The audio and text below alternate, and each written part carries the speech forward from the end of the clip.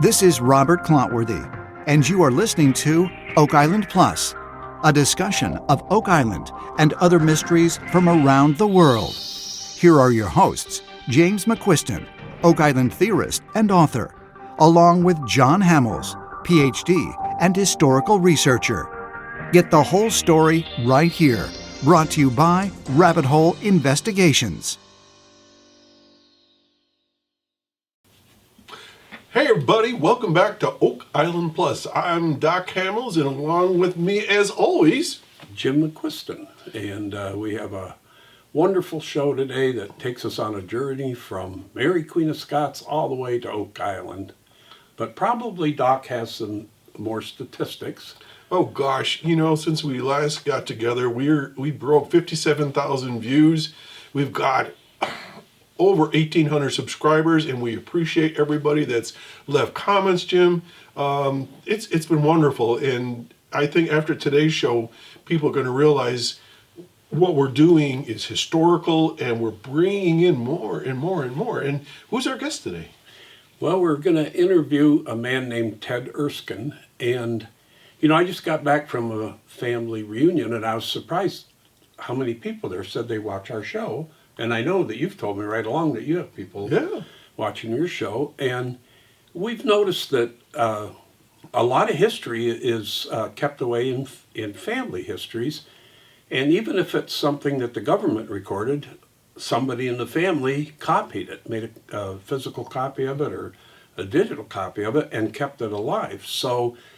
So much of our, what we call our elite conspiracy, multi-generational, is because these families kept records. And in this case, Mr. Ted Erskine has thousands of records. I've heard that. Thousands of records. Now, the Erskine family is a sort of a popular name in Scotland? Well, it's popular at the top of the echelon because they were connected. The three Erskine men we're going to talk about today were all connected with Scottish and English royalty. Whoa. Deeply connected. In fact, according to Ted, they were calling the shots a lot of the time. The king didn't even know what was necessarily going on. So let's talk to Ted. He's a great guy, and I think he's going to bring us some good insights. We'll just take a minute here and get everything loaded up. So, folks, stay tuned. We're going to be talking with Ted Erskine and how many years? 400 years of Scottish history that involves Nova Scotia and Oak Island. Yep. Stay tuned. Okay. Good morning, Ted. Good morning. Can you hear us okay? I can hear you very well, and I can also see you two gentlemen. Yes. Well, we've been looking forward to this interview. I know you've been sending me lots of emails for a couple of years now, maybe 3, I don't know. And we've been kind of building this story together. And for the audience, we just want them to know that your family, the Erskine family, ties the royalty of Scotland and England with Nova Scotia and potentially with Oak Island. And so that's what our discussion today is going to be about. But before we get into that, tell us just a little bit about your background, because I know you've done some amazing things overseas and you're doing some stuff now. Well, I'm one of those rare individuals who can combine vocation and avocation together. So I'm a retired professor of Eurasian history and geography, and about 30 years experience, a good part of that in the field in Eurasia, and all the way from Beijing and what's called Xishuangbanna, all the way up through into Europe. And at an important juncture about 12 years ago, I realized that as I was researching trade routes and putting stuff together with research teams, that I was beginning to be researching my own family's history. I came to the realization that my family had originated from Kazakhstan and migrated across into the lowlands and then across to the British Isles, and then ultimately to the east coast of North America. Wow. And you've collected a tremendous amount of information on your family. I think I read once you said something like 4,000 documents or references. I've got about I spent 11 years as a research librarian, and so a lot of my time and effort has gone into methodology and archival work, et cetera. So I have about 20,000 pages in my own private library of various kinds of documents, whether it's, correspondence or religious tracts or documents, et cetera. And then a good number of physical documents are in my possession out of the charter room from Aloha Tower. And that pertains to particularly the three gentlemen that we're going to be really focusing in upon today. And then a few years ago, I was gifted with a family artifact, the writing desk of the Erskines when they first came to North America. And so that's in my possession as well. Wow. You're a family collector. That's kind of the way I am with my McQuiston family, but I don't have quite that many documents. But most of them are digital, so they're easy to manage. Yeah. Yeah. You mentioned the three men that we're going to principally be speaking of. These men were all named John Erskine. It was a father, a son, and a grandson, and they were forebears of you, and they had deep ties to, again, Scottish royalty, then English royalty, and then the whole story of Nova Scotia. So you guys want to take a look at the first guy? Yeah, it'd be great. Okay, well, we decided, it was Ted's suggestion, that we go by their birth and death dates to try to keep them better organized. So this first gentleman was born in 1487, died in 1555. And what's interesting about this slide is that he was the fifth Lord Erskine, and he was the custodian and guardian of, and the tutor of King James V of Scotland and of his daughter, Mary, Queen of Scots. And maybe you want to speak to that a little bit? Yeah, it's important particularly for me to try to keep track, because the Erskines and the Earls of Mar, there are 10 John Erskines within that list. And so we have these particular three, and then tightly clustered around them in terms of working at court and in their own private lives and business interests, et cetera.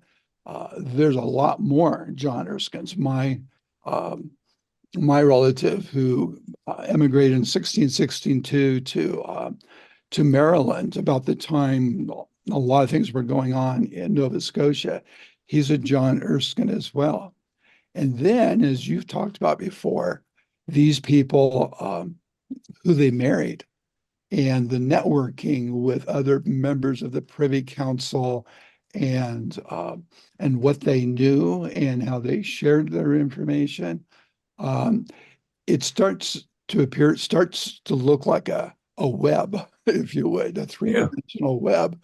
And I mean, you can use a name and, wow, who are you talking about? So yeah, nailing this down. And by one accounting, he's the 13th Earl of Mar.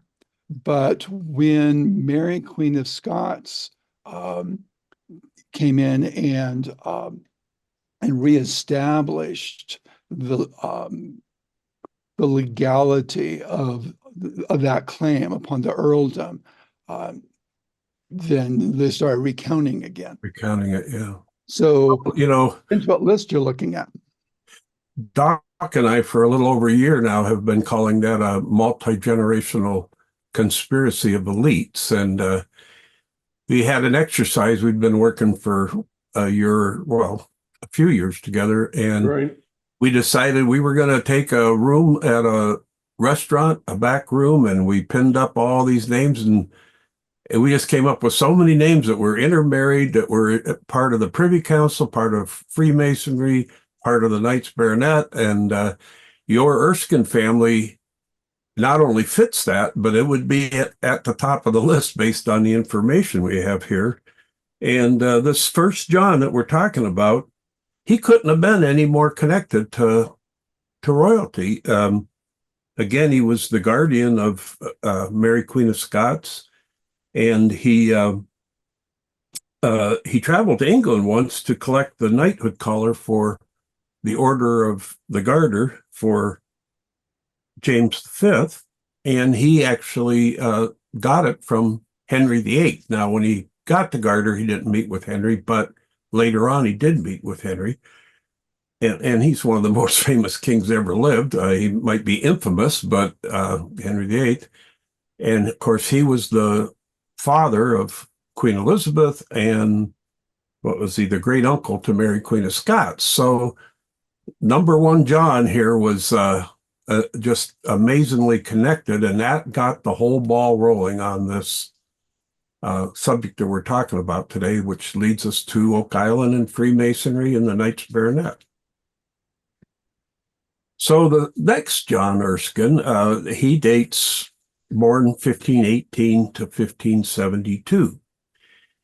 And he was actually the custodian for the young King James VI, who was Mary, Queen of Scots' son, who went on to be the King James I of Great Britain.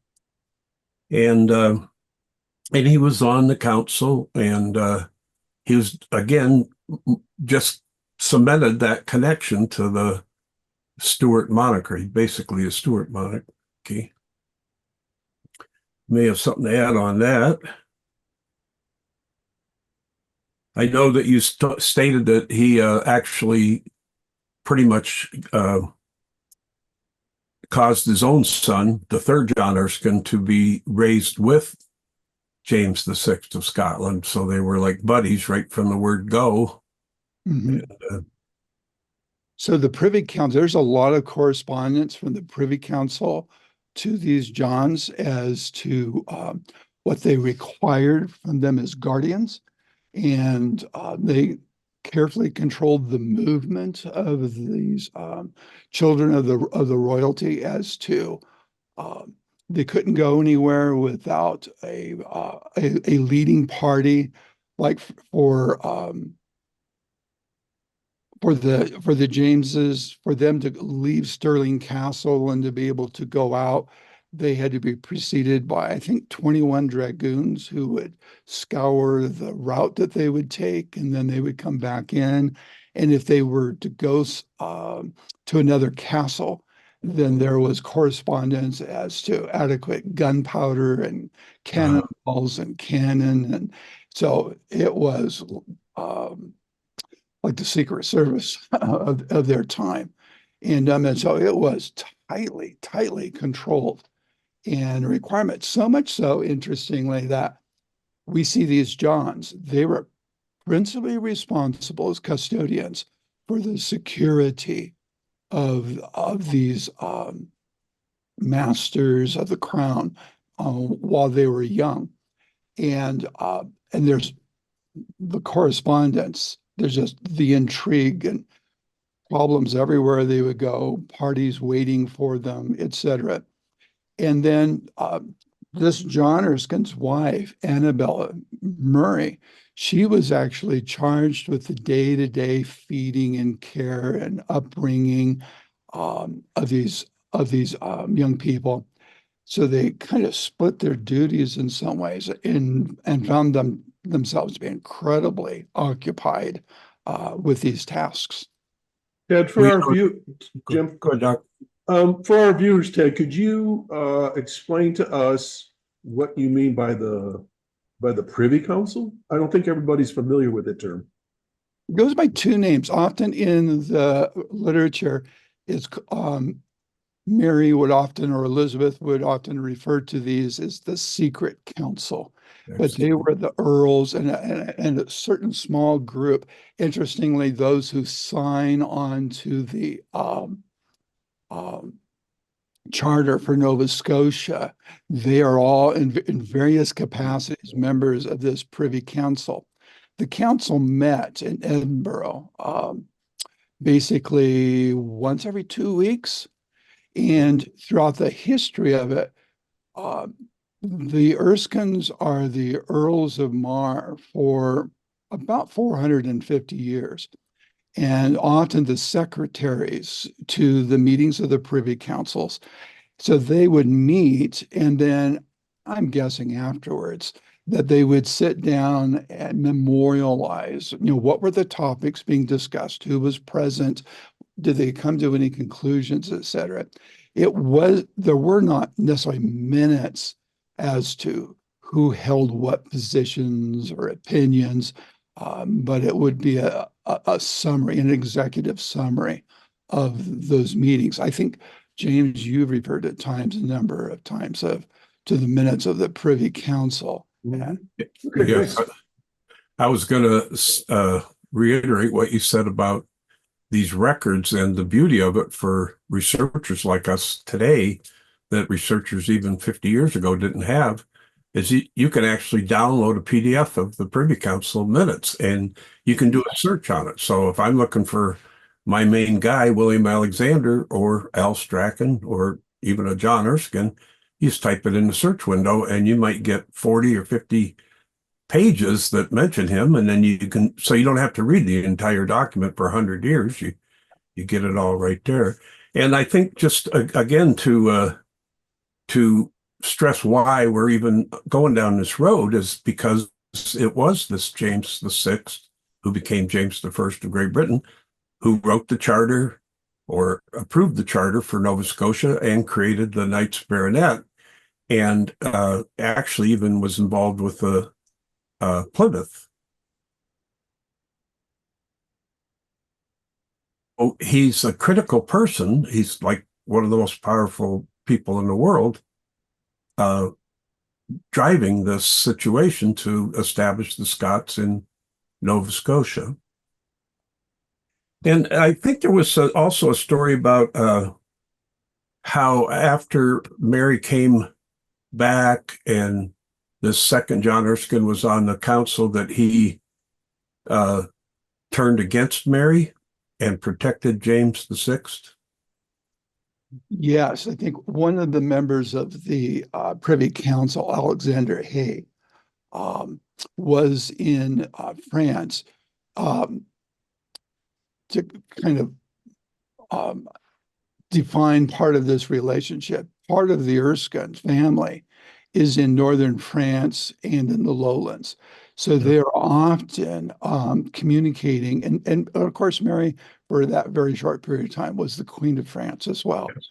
And so Alexander Hay was on a kind of a diplomatic mission at that time and was at court and heard just in the halls and people talking apparently that the negotiations between the crown of France and the crown of England with Elizabeth, that they were negotiating the status for Mary, and he alerted John in a letter saying, "Okay, you guys need to be aware. It's not as it seems.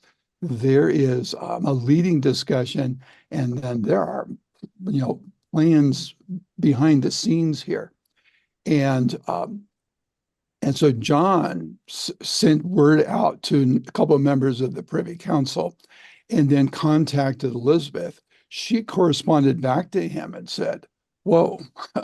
And she investigated a little bit more and got a little more information, some documents, and then told him, all the discussions for a treaty are off. We're not engaging in any discussions with Mary here. It seemed that Mary at that point was negotiating her ascension to the throne of England and James' ascension to the to the throne of Scotland.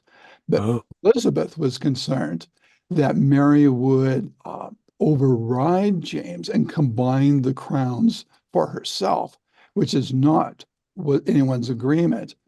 And then there's a lot of complications to things here. So John Erskine, who supported her first marriage, and then he's killed. He decides that he doesn't trust Mary either, And then he and Elizabeth decide that their primary responsibility is to bring James VI to unifying the two thrones. Well, Mary, Queen of Scots, people might think, well, what does she have to do with Oak Island? But there's few historical figures that have had more books and more movies made about them than Mary, Queen of Scots. It's such a romantic story.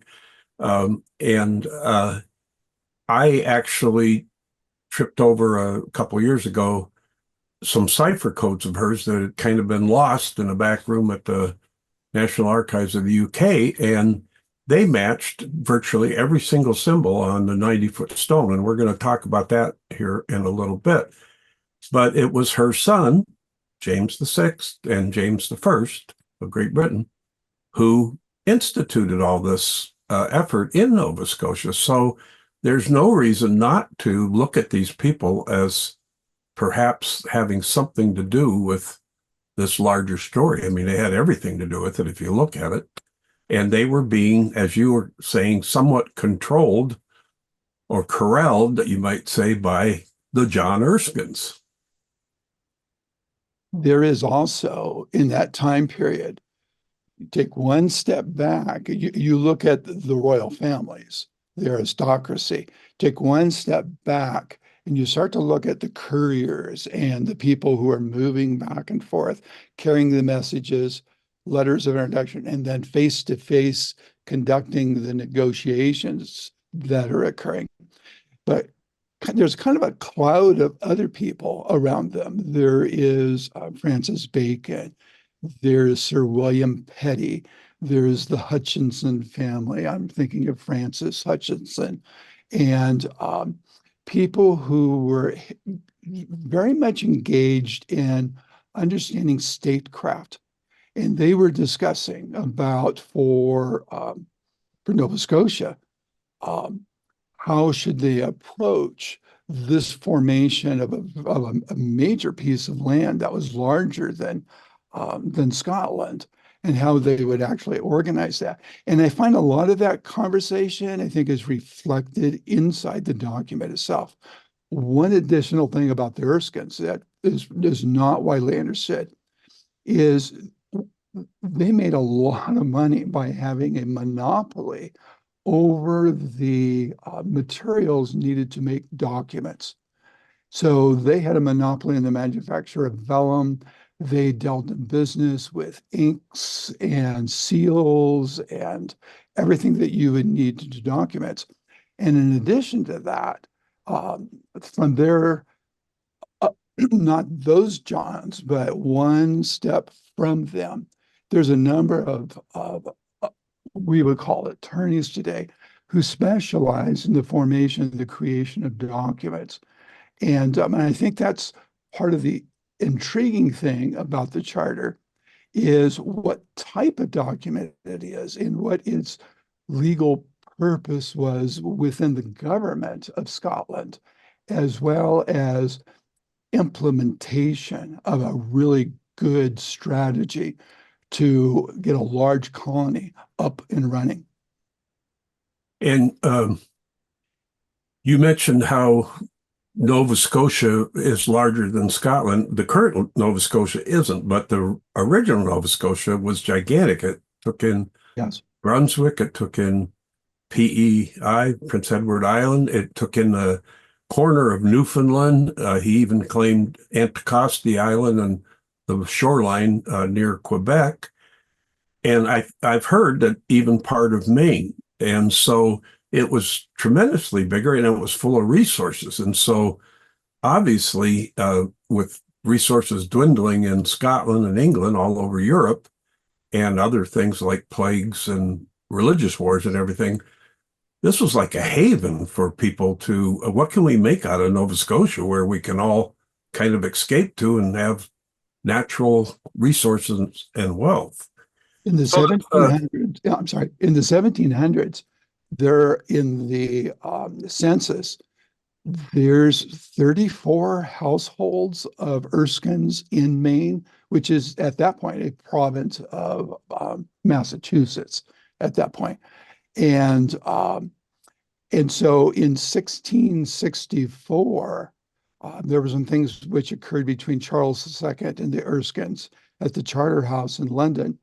And there was a large exodus of Erskines from the Dryburgh part of the family that, for business reasons, like you're saying, exited and began a variety of different types of business enterprises. And that upper part of Maine, I've read where that was kind of a no man's land. The border shifted between Nova Scotia and Maine, based mostly on possession. But in that area, interestingly, is the brother-in-law of Sir Francis Bacon had property. It's on William Alexander's 1624 map. And you mentioned the Hay family. I'm almost positive, we'll have to go back and look, but I'm almost positive that Lord Hay, or I don't know what the designation was, had land there too. So it was all part and parcel of this effort in that area. And even into the Revolution, they wanted to make Nova Scotia be part of the United States. You know, it was argued years after the Revolution. So it was a target that people had put their sights on, particularly because of the resources, the beaver pelts, the endless lumber, potentially minerals.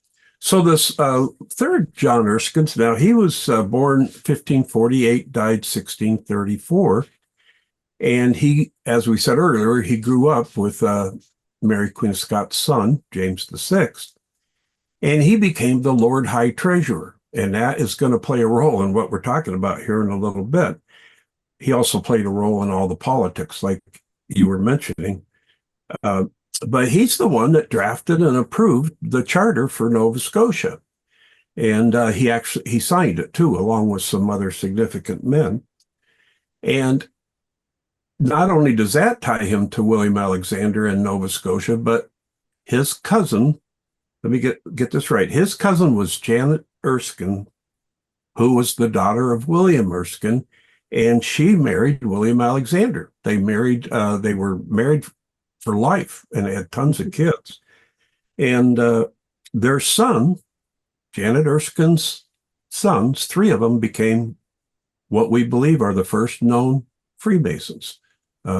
William Alexander Jr. was the number one. Anthony Alexander was the second one. And Henry Alexander was the seventh. And he actually took over the leadership of the Edinburgh Lodge in, I think, 1638 or 39. So here you got the Erskine family again as part of the Alexander family, leading all the charge in all these things that are connected all the time with Oak Island. Now, William Alexander's grandson, William Alexander III, he lived in Boston, and he owns a large map collection that Robert Erskine was accessing when he was the Surveyor General for Washington's Continental Army. Wow. And from what I understand, some of the maps that you were referencing for Lunenburg and Oak Island and Halifax were in his collection. Whoa. That's great. Our last episode, we talked about surveying, and there's this giant map that was done in 1837, maybe. I might be wrong on that, but they literally mapped the whole country of Nova Scotia and gridded it off in grids, which you'd have to, it was kind of like a time zone or a zip code, you might say, because they had to have a way of referencing this, especially when you got in the area of islands, because islands are so random that you just put them all in a grid. And so, again, we have the Alexanders tied directly to the Erskines, not only through the charter, but also through marriage and through now the Freemasons. The first three of the first seven Freemasons were a combination of the Alexander Erskine family. Now, real early, before the Freemasons, there's evidence in the minutes of the Privy Council and other evidence that the Erskines were attached in some meaningful ways with the Knights Templar. The very first one is Gerard de Ghent. He is the nephew of William of Normandy and the second field marshal at the Battle of Hastings. And William Hurst, a person who collected vast amounts of European material, he recently, about 2 years ago, he put on market Gerard's door knocker and from Ghent. And it was done in such a way that whoever was knocking on the door would know that he was a Knight Templar. And then his grandson, Henry Erskine, is the very first Erskine from the House of Gerolf. And he takes possession of a manor. Gerard, in the 1086 Doomsday Book, is recorded as having possession of 174 manors and 18 estates. One of those is what Henry Erskine moved to, but he moved from Ghent as well to that location. And on his chivalry, there's a couple of vague references. They're not real strong references, but there's a chevron on his heraldry, and he's referred to as a knight of the Banks table.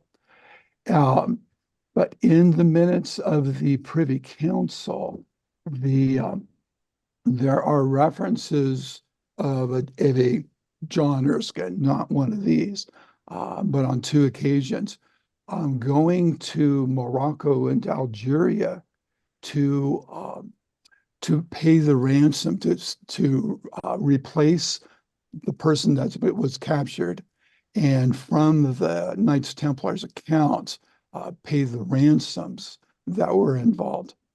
And then ultimately, I've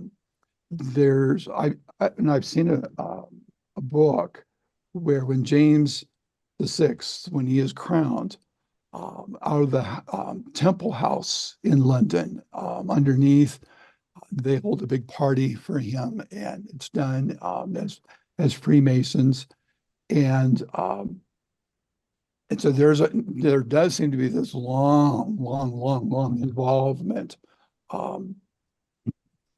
in this movement. And I referenced to you before that I had seen this John Erskine that we're talking about, his payroll, if you would, of Grand Masons that were working in Scotland.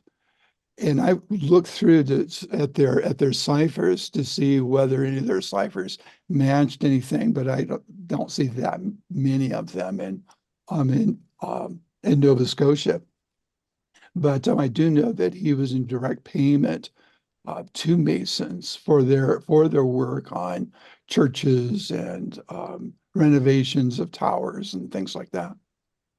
Well, we found the same thing with our elite conspiracy, that a good share of them had Templar traditions in their families. So it's our kind of belief that it wasn't so much that there was a secret Templar society running through all this history. It was just the family traditions and legends and perhaps possessions that their great-grandfather or whoever had received, and they sold it away or whatever. But it was that legacy, I guess is the best word. It was that legacy of the Templars that existed through it. It traveled through the Knights of Malta. It absolutely traveled through the Knights of Nova Scotia and right up to Freemasonry. And so this Erskine story that you're telling fits that to a T. Well, this next slide here, this is actually potentially a copy of the Nova Scotia Charter. And this is held over at Port Royal or Annapolis Royal in Nova Scotia under glass. And they believe that it's a copy of that charter. And they think it's the last charter left anywhere.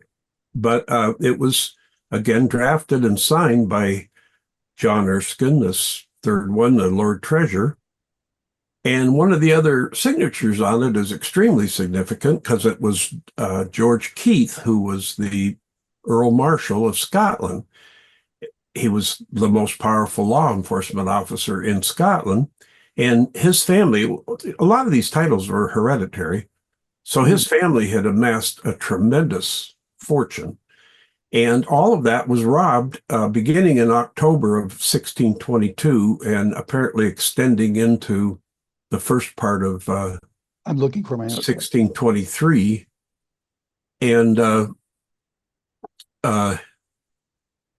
it was robbed by a man named Al Strachan. And he also had co-conspirators. One of those was a man named William Douglas. There were a number of other ones, but those were the principal people.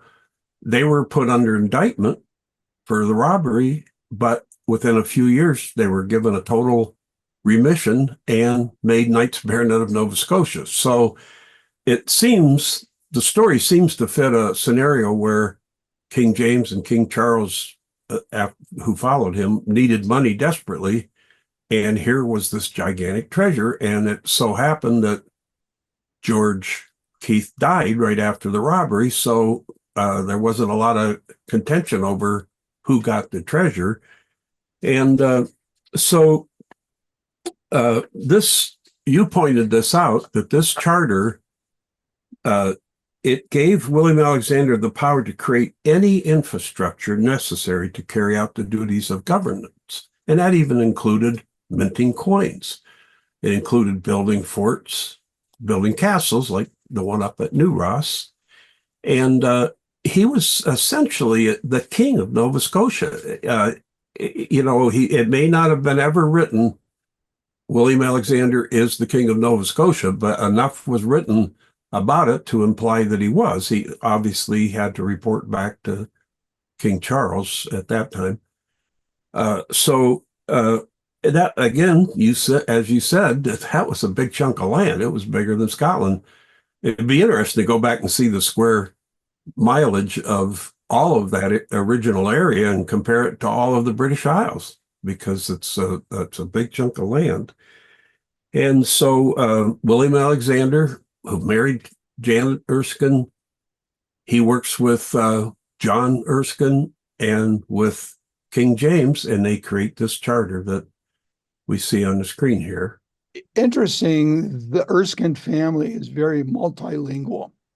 And since the 300s, the Erskine family had been Latin speaking.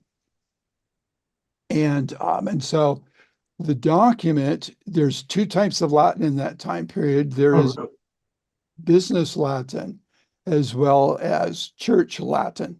So this is written in the business Latin. And as I commented before, they had a number of people. And interesting, when we look and see who's signing on to this document, and there's a long list of members of the Privy Council, almost all of them have a legal role. They're either part of the Court of Sessions or the Court of Chancery. They exercise control over the dockets of the courts, etc.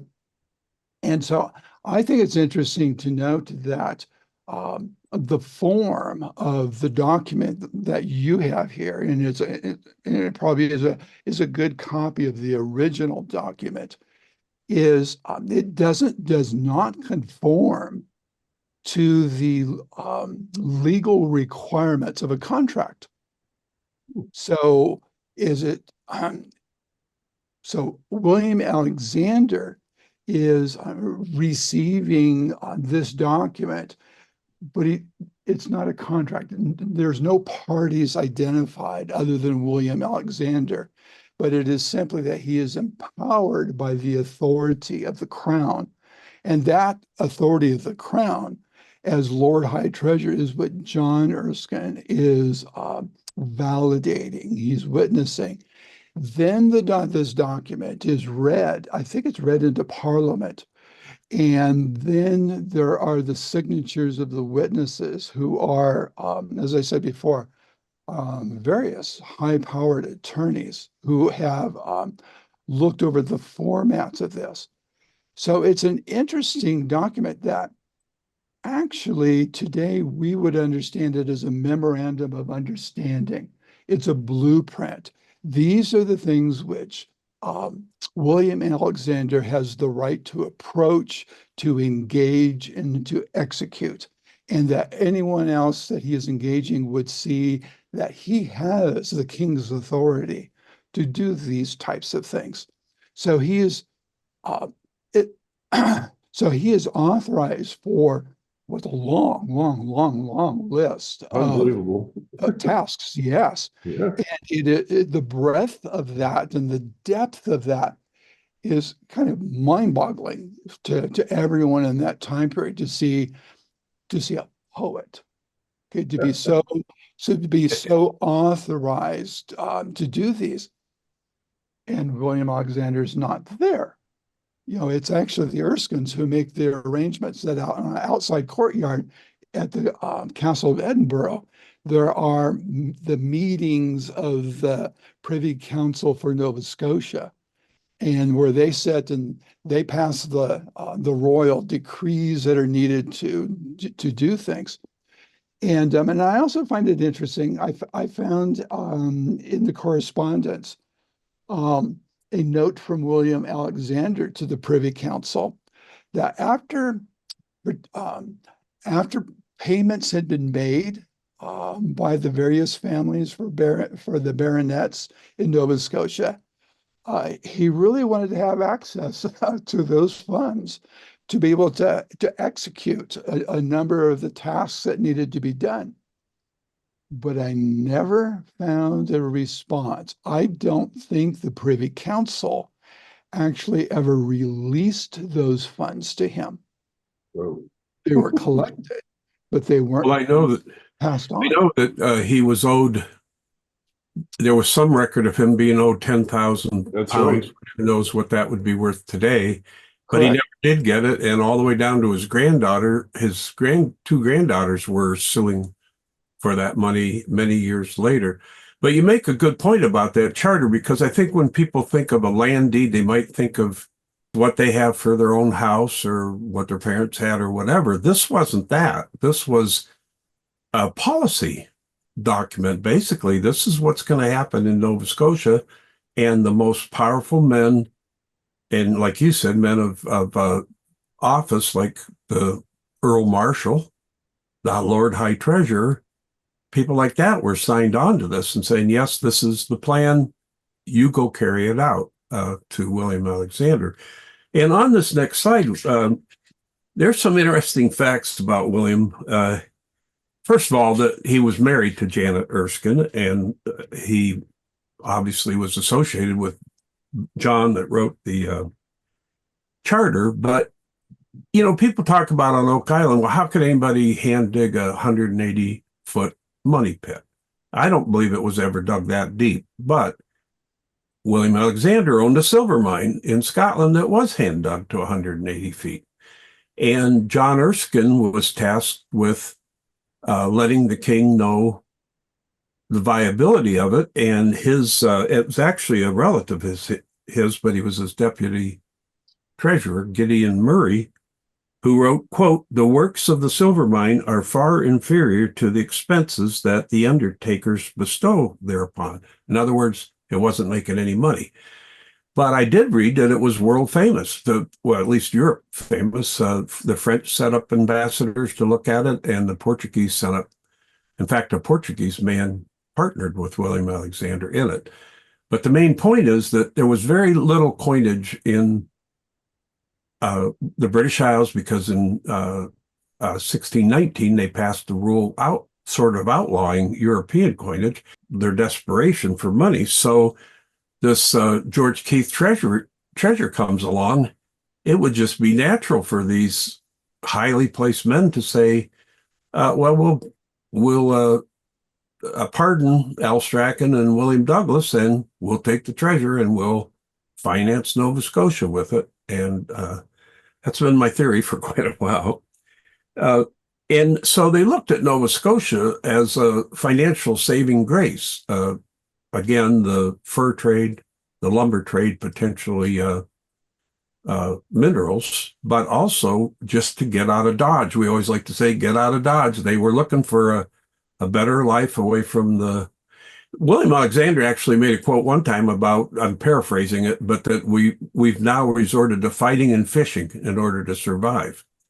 Fighting with Spain and whoever else to get their money, or fishing the rivers and the oceans dry because everything else is gone. I think there's a there's a couple of historical events here which kind of move things over to the commercial side. One of these is the burning of London, and in 1665, I think it is Glasgow burned, and a third of Glasgow was burned. So there was this huge demand for lumber, dimensional lumber, for cordage, for all the byproducts. And so the market was created, and so the monies would begin to move. And then there's also everything surrounded with John Hull and his mint. One of the things I'm not certain if you do know or not is that William Phipps married the wife, the widow of John Hull. And she, in terms of other research that I had done, the scale of John Hull's minting operation in Boston could not take place in Boston. It needed a much larger location and infrastructure because he minted between 300 and 500,000 shillings, individual coins.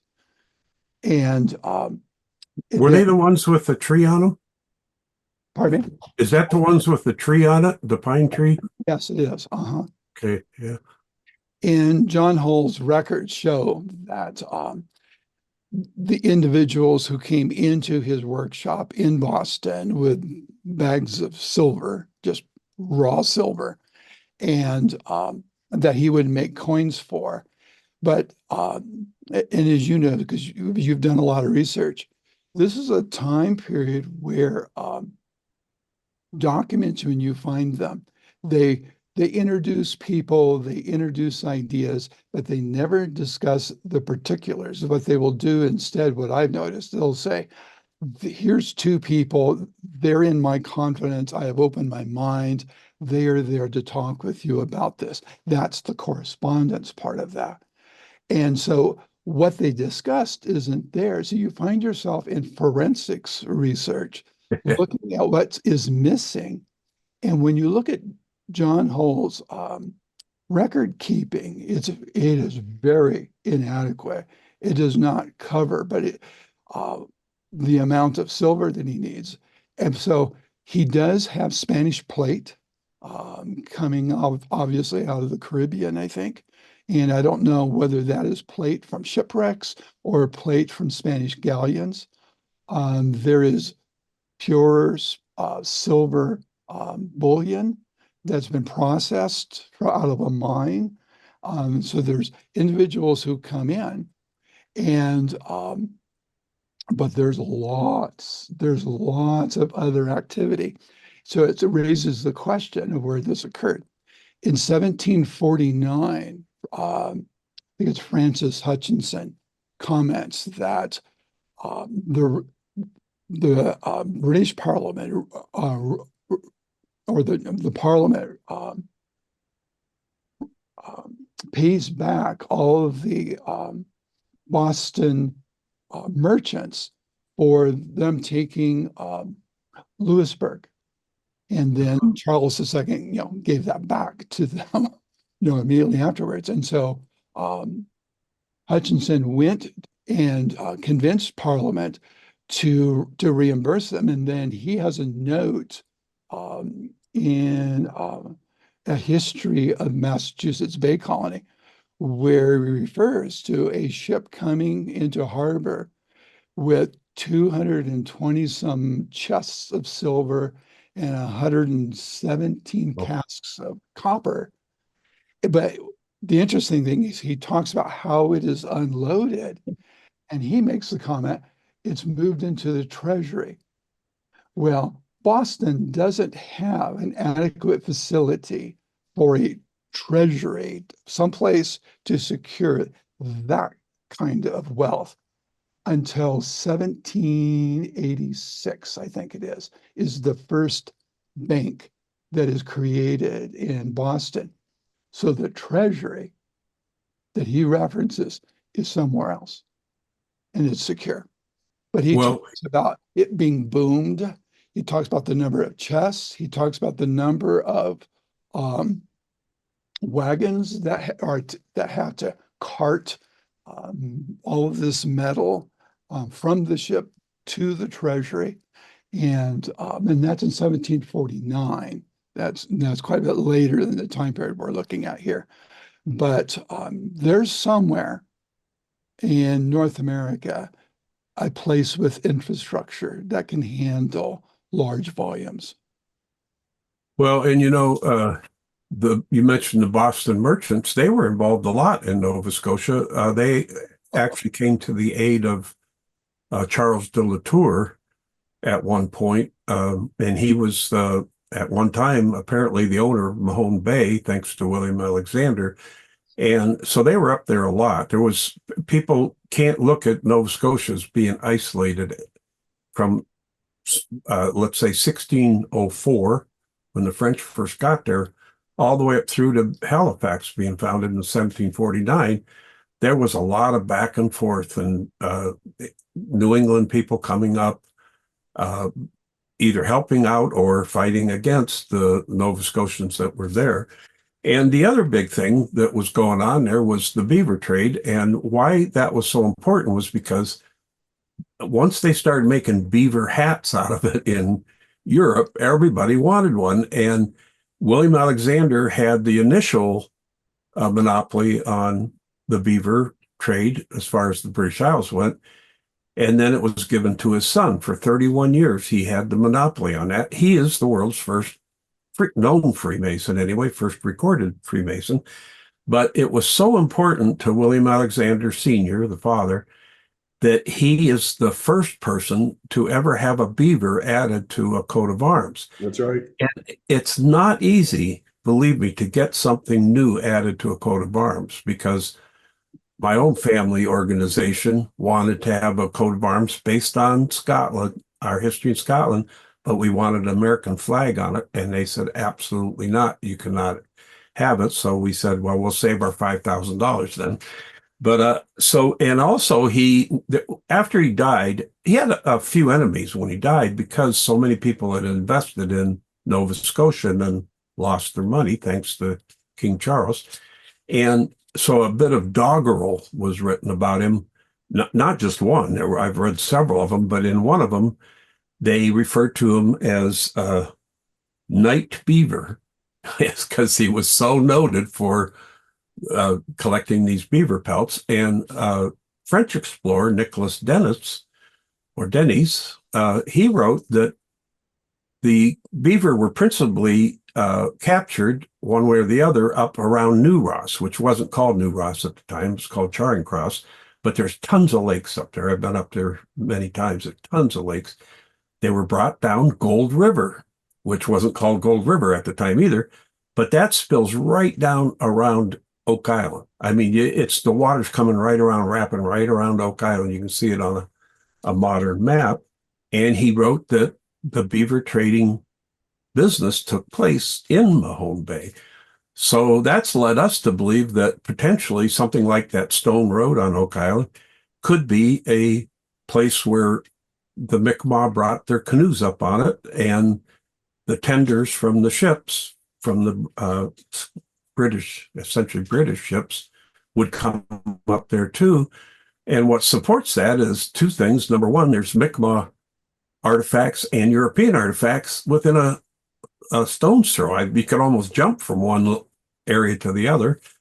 And also a lot of trade items. The trading beads they found, or the bag seal, which sealed cloth bales, and other items that were trade items. So not to take away from anything else that might have happened on Oak Island, but it really does seem like of beaver pelt trading between the Mi'kmaq and the Scots, and then potentially the French after that, once the Scots were forced to leave.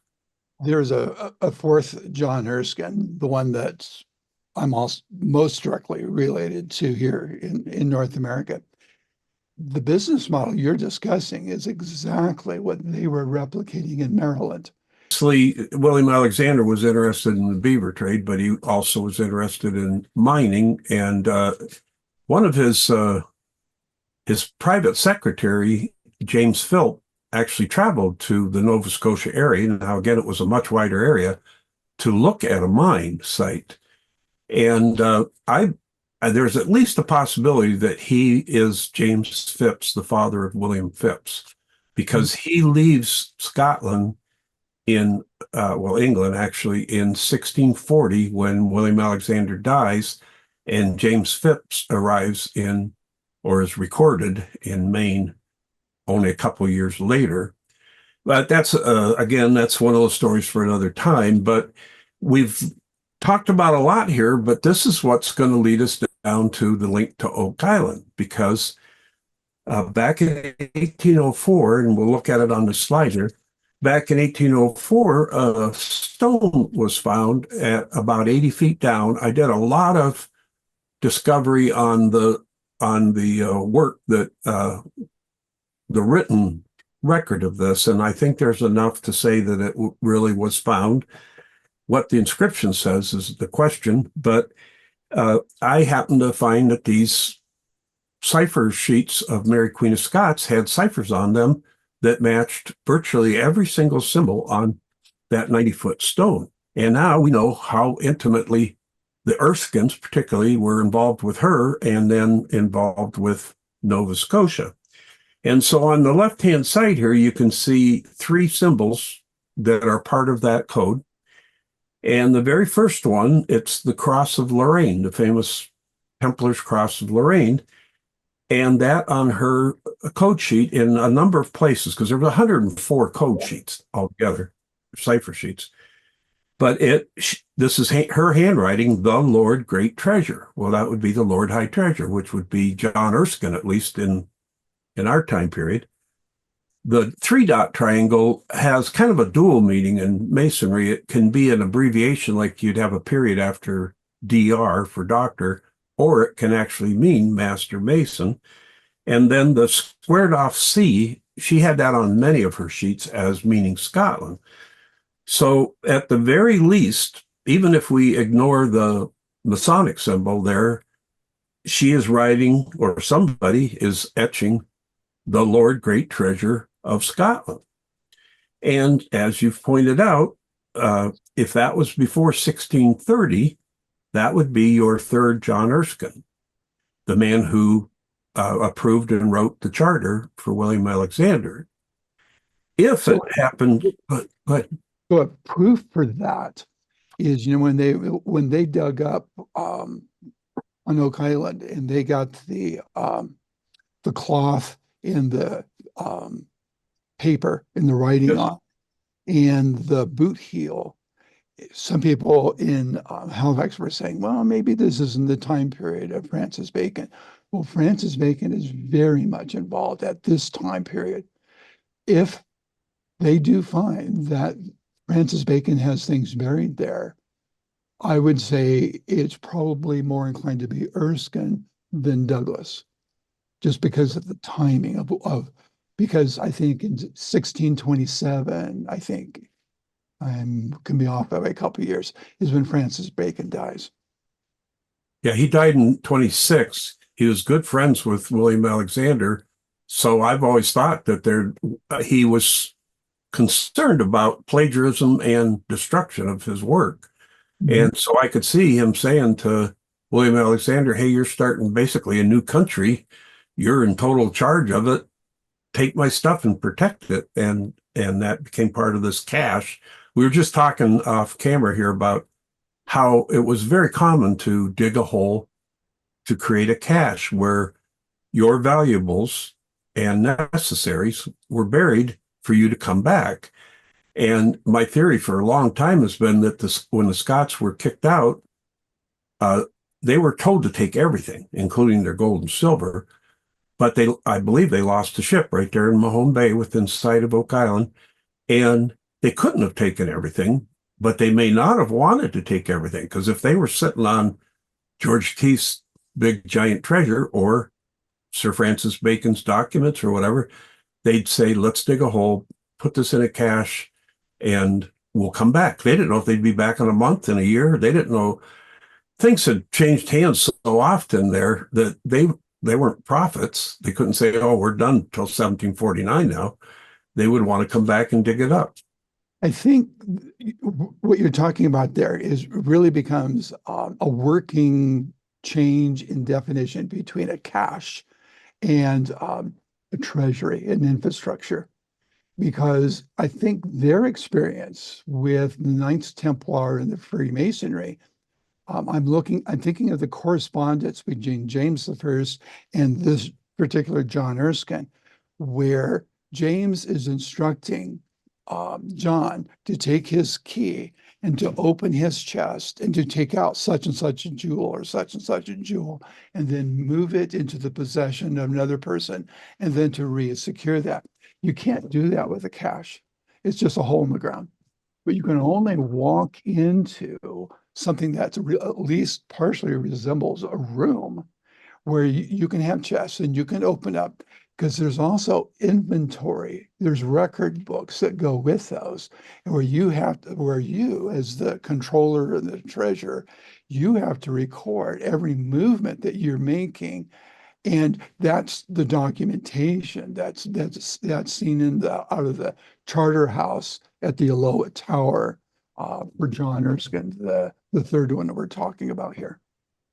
And interesting thing about the word cache, in the charter, they mention First Nations tribe called the Stetchmini, and it's more often in history called the Etchmini, but it translated by the Mi'kmaq as the canoemen. Well, I looked up the word stesh in history, and it means a cache or a stash, a cache that we're just talking about that is typically buried underground, or a stash. So a stetchmini would be a stetch man, a cache man, and they were called canoemen. So you could see that this potentially was not an actual tribe. It was a group of men who were hired to carry the goods. And you see how many times you see old paintings of explorers with a group of indigenous people, paddling their canoes and carrying their gear and all that.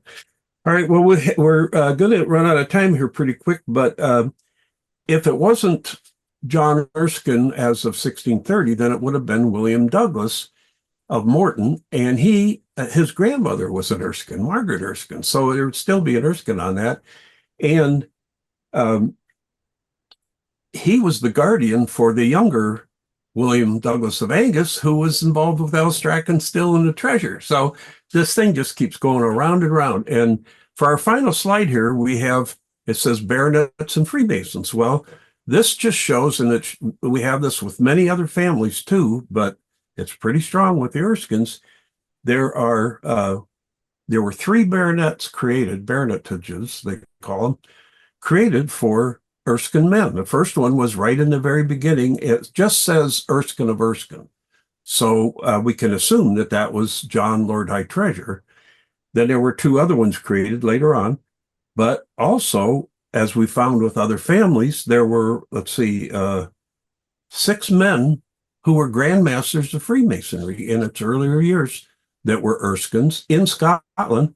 And one of them was even Grand Master of the what they called the ancient Masons in England, that was more attuned to the Scottish Freemasonry than the newer York, Wrights, London, basically London area. So they carry the story forward again. It's a continuous story from Mary, Queen of Scots, to Freemasonry, with Oak Island stuck, at least Nova Scotia, if not Oak Island stuck right smack dab in the middle of it all. Mm-hmm. Well, is there anything else you'd like to let our people know before we go? We've got a few minutes left on our Zoom meeting here.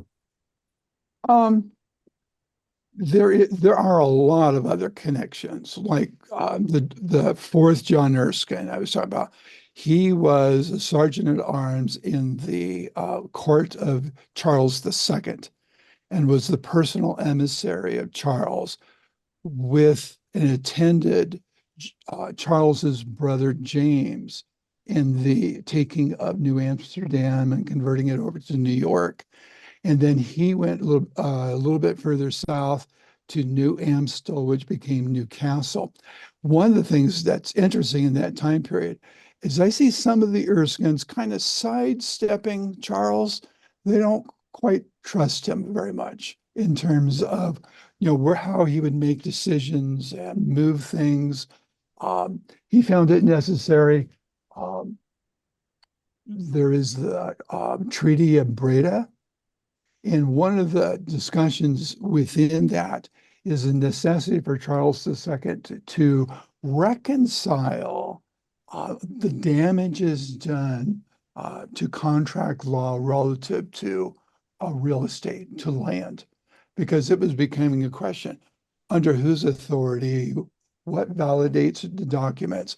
And Charles II was very instrumental at the Temple House of moving the courts Christian to common law and to the courts of the chancery. And so he really needed to clean all of that up. But those discussions of Thomas Temple racing over and arguing for the benefits of John Hall as to whether or not there were any coins minted, that's interesting because Thomas Temple is the lieutenant governor and he should have all the same rights and privileges that William Alexander had in Nova Scotia. But now he has to argue with Charles II that we're minting coins over here. Well, three things about that. First of all, Thomas Temple was the last knight baronet to receive any land in Nova Scotia, and that land appears to have included Mahone Bay, and he was also a forefather of Franklin Roosevelt. Okay. But another thing that keeps the story going is that you mentioned New York, New Amsterdam. Well, that was granted to William Alexander and then later to his son. And some of the earliest deeds there came from the Alexander family. So this story just continues and continues. And so anyway, I think we got to sign off here. But boy, this has just absolutely been great. And we'll get the slides all built into this, and it'll probably be online today or tomorrow. We have a little bit of work at our studio to finish it off. We sure appreciate you being here. It was great, Ted. Thanks for listening and sharing your family history. Wow, 400 years. Wow. Yeah. And I don't know where all the money went. Yeah, we're all looking for that, including the Laginas. But if we ever find it, we better split it 3 ways. Hey, Jim, I can't believe what we just experienced with Ted. I mean, can you believe? My family goes back a long ways, but I don't have all that primary sources and documents. How many documents did he say he had? 4,000? In the thousands or something. And how do you keep track of all that? The thing about it was that they were so tied into this whole story. I mean, one of the John Erskines wrote the charter for Nova Scotia, and he was like through marriage, some kind of a cousin of William Alexander. I mean, it's just incredible. So it was a great show, and it's actually going to open up new areas of research like they all do. Yeah. But it's sure tied our story together. One of my takeaways towards the very end was when we were talking about the documents and that what William Alexander had was like more than just a simple document. Yes. This was like the golden ticket, in Willy Wonka. I mean, he won the grand prize. He was given all of this stuff, all these resources, all these rights to claim Nova Scotia, which was bigger than Scotland at the time, right? Yeah. And way we understand it is the Erskine family were lockstep with the Alexanders. They were like the lawyers and all that stuff. And, he pointed out something that I've never thought about all this time. I always looked at the charter for Nova Scotia as some type of land deed. Yeah. And he pointed out, no, this is a grand scheme This put is together by huge. lawyers and royalty. And it was pretty much instructions on how to do Nova Scotia, and which I never even thought of that concept. So we just have to thank Ted so much for being with us today. And like I say, he opened up new areas Absolutely. of research, and he answered a lot of questions, and he provides a unmistakable link from Mary Queen of Scots all the way down through the Charter of Nova Scotia and even to the Freemasons and Knights of Baronet. potentially the 90-foot stone. So thank you all for being with us here today And I'm Doc Hamels, and we're going to see you next month. with a special guest. Should we announce it? Oh, shit, we did. How about just give him a little, like his initials? SW. And he's had his own show. Yep. So that's going to be a crazy show, and we have a couple more already planned after that. We got lots coming. Stick around. Okay, Jim. Take care, everybody. Bye-bye.